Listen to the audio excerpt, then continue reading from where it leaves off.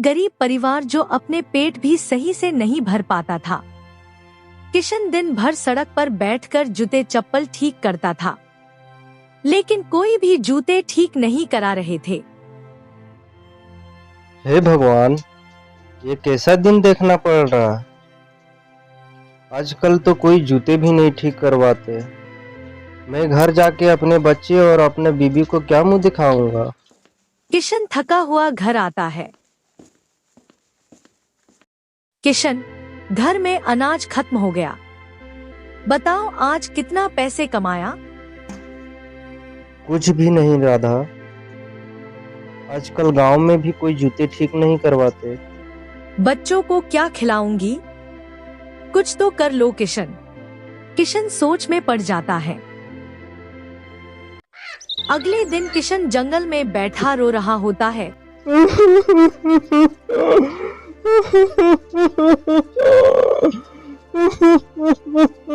तभी थोड़ी देर बाद अचानक नीला पक्षी आता है। ए इंसान, इतना क्यों उदास है? मेरे घर में कुछ भी अनाज नहीं, अब बच्चे मेरे क्या खाएंगे।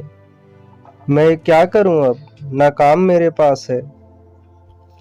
मेरे पास एक अंडा है, इसे अपने घर में रखना, इससे तुम्हारी किस्मत बदल जाएगी। लेकिन ध्यान रखना, इसे तोड़ना मत।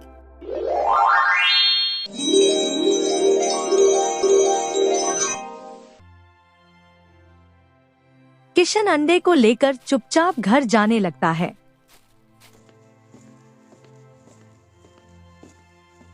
राधा देखो, ये जादुई अंडा है, इसे संभाल कर रखना और किसी को मत बताना।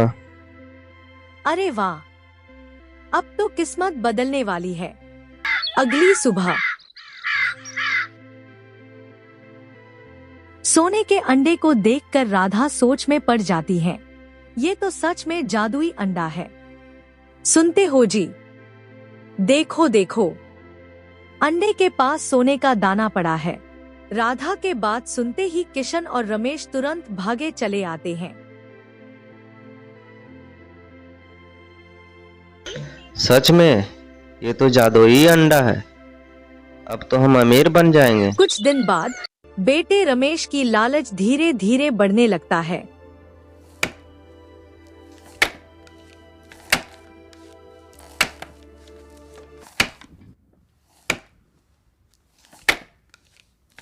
यही सही मौका है। पिताजी क्यों ना अंडे को फोड़कर सारे सोना निकाल लेते हैं। किशन सोचने लगता है। नहीं बेटा, ये गलत होगा, लालच मत करो। अगले दिन राधा और किशन अपने खेत में काम करने चले जाते हैं और घर पर रमेश अकेला रहता है।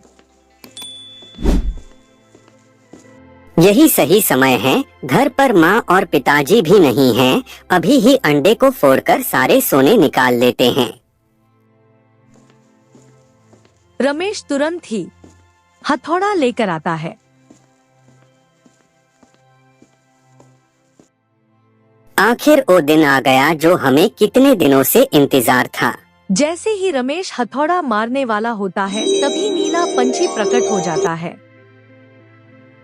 हे इंसान, हमें पता नहीं था कि लालच के चक्कर में इतना गिर जाओगे।